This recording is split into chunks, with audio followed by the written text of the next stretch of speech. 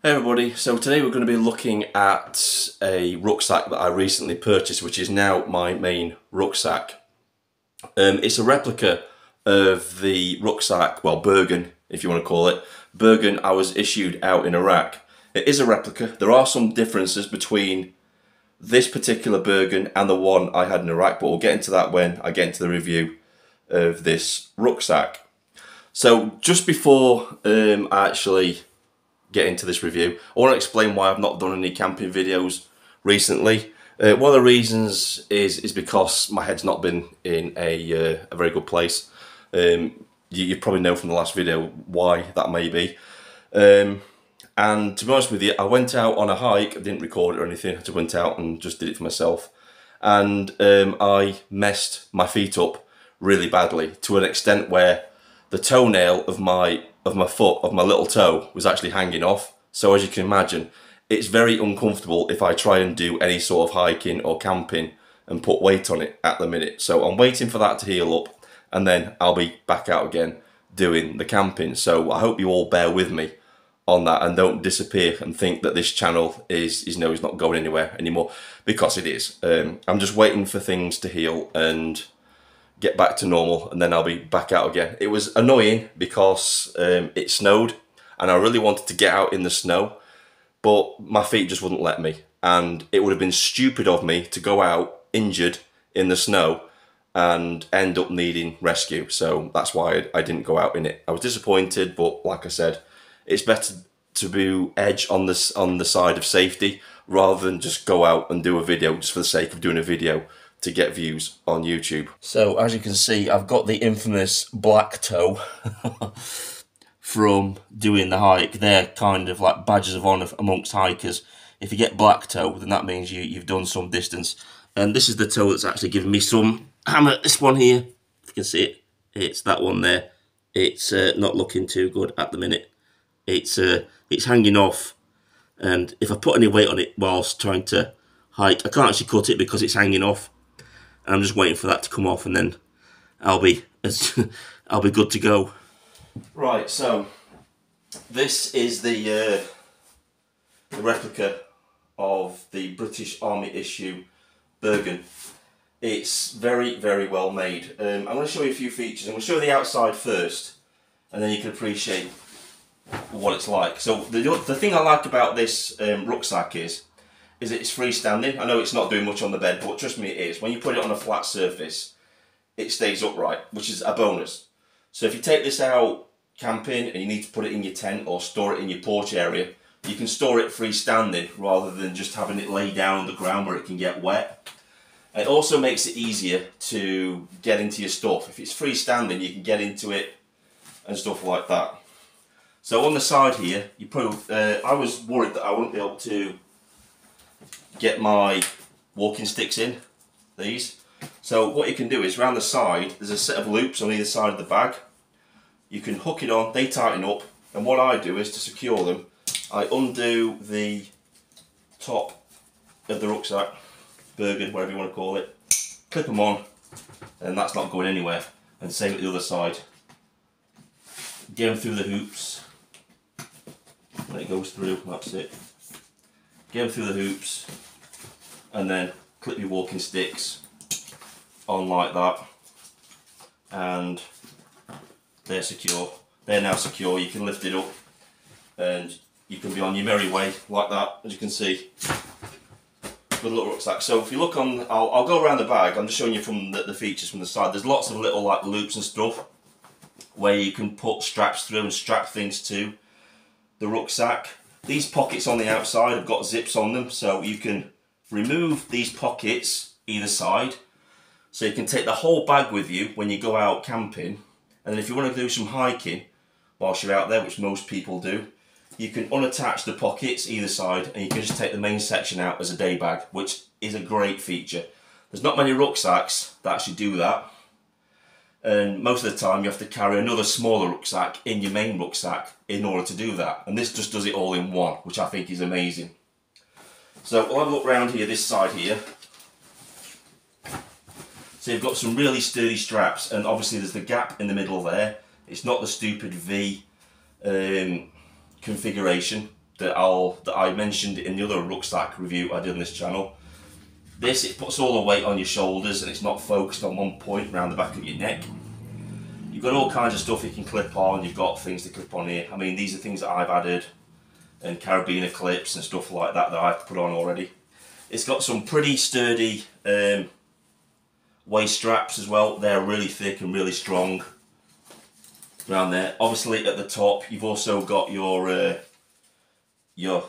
upper body strap to keep you locked in and keep it all nice and snug to your body.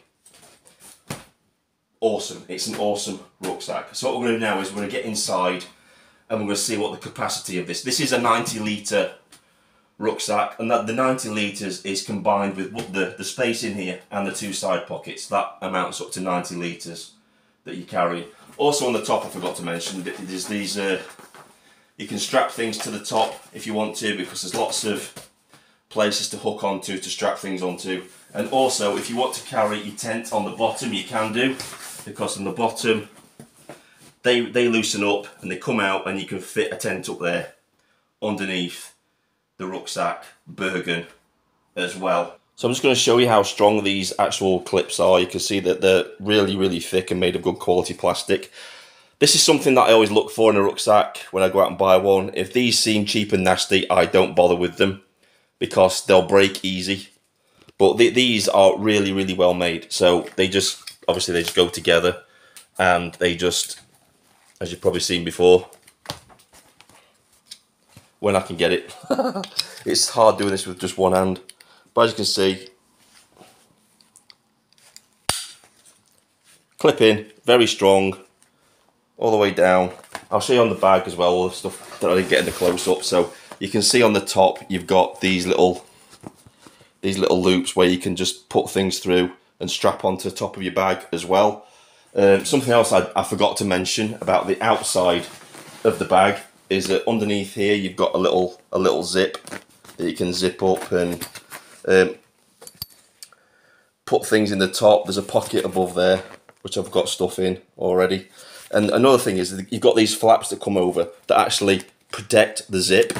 So if it's chucking it down with rain, then it's nice and covered with waterproof material. And that under there is actually a thick rubbery plastic. So no water's getting through there.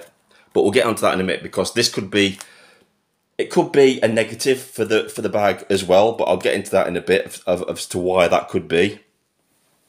But yeah, all in all, it's a very, very good Bergen rucksack. As you see, it's got clips on the side here for the little pockets that you can just unclip those and the pocket will slip off. These are zips, nice big, thick, meaty zips on here, as you can see.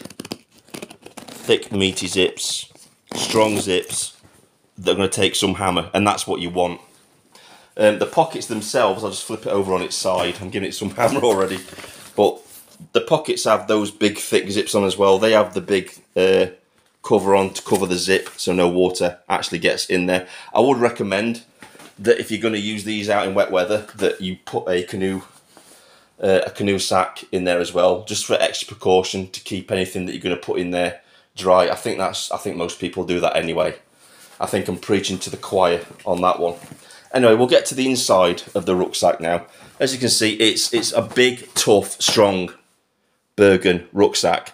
If you want to go lightweight camping, this probably isn't going to be the rucksack for you, because it's heavy on its own, but it's designed to be thick and strong and take a lot of hammer out in the field. So just to show you that it will stand up on its own, it's freestanding when it stands up on a flat surface, which is an added bonus, because if you want to stop somewhere, I hate this when you go camping and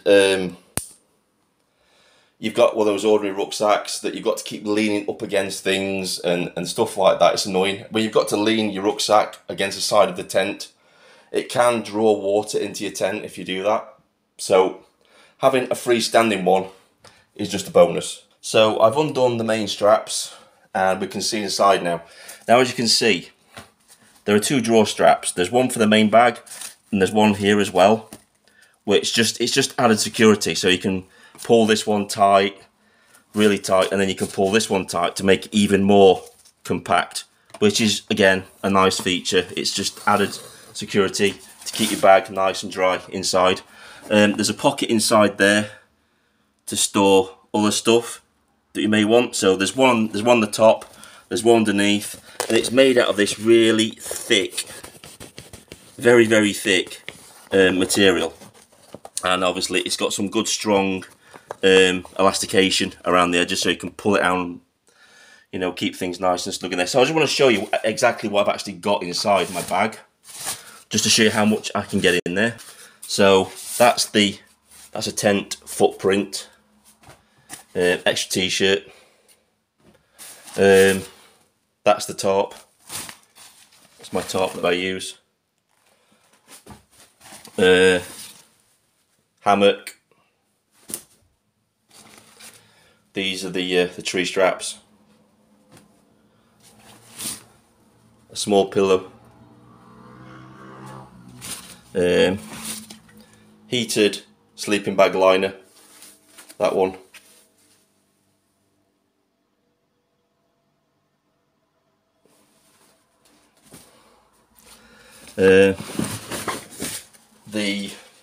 this is brand new, this one.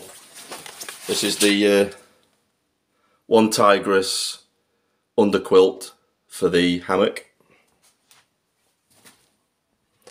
And in here I had it all prepared. I had a massive thick winter sleeping bag, as you can see. And that's inside. I got all that inside there. You can get a lot more in there if you wanted to. So look inside the bag. See, there's a lot of space inside there. It's a huge, huge cavity. And the thing is, it's square, so you're not trying to force a lot of things down there. Now, we're going to come to a downside, because this is where it kind of differs from the one that I had in Iraq. On this side here, there would have been a little pouch area where you could put your camel pack bag.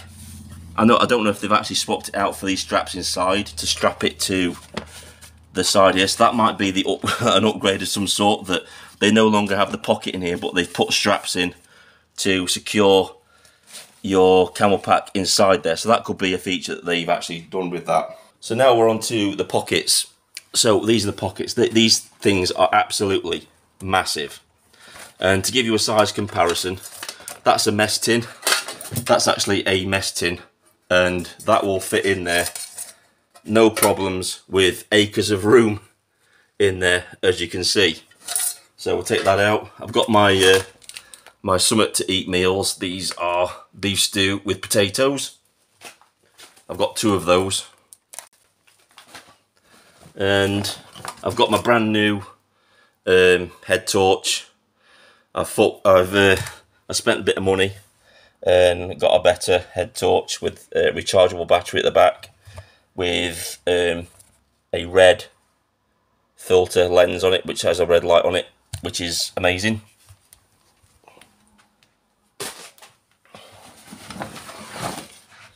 So as you can see inside there, the pocket is huge, absolutely massive. The pocket in there, you can get a lot of kit and a lot of gear in. So I'm going to talk a little bit about the downside, and this is why you might need a canoe bag in there. This lining here, the lining of the bag, over time in heat, that can crack and start to peel off, and it reduces the waterproof nature of the bag, and it's the same in the inside. So that's why I would always recommend using a canoe bag inside these pockets. So if it does leak, it won't at the minute because this is brand new, but should it start to leak in the future, get yourself a few canoe bags and it'll be good to go. So that's it, guys. This is the I forgot to tell you where I got it from. I actually got it from ukcombat.com. They do a whole host of things like this. They do separate pockets for the rucksack as well, so you can have like 2, maybe multiple pockets set up for different configurations, ready just to like bolt onto your rucksack and you know, go off on your adventures and do different things. But yeah, guys, I highly recommend it. I really do. I've had a lot of issues with other rucksacks that I've had in the past. I think this was £91, but it's well worth it. It really is, because it feels quality in your hand. You know you're getting quality and stuff like that. And the thing I like about it is these zips. The zips are really strong and chunky, and they can take some hammer. And like I said, it's not going to be for the ultra lightweight fanatics, because this thing is heavy.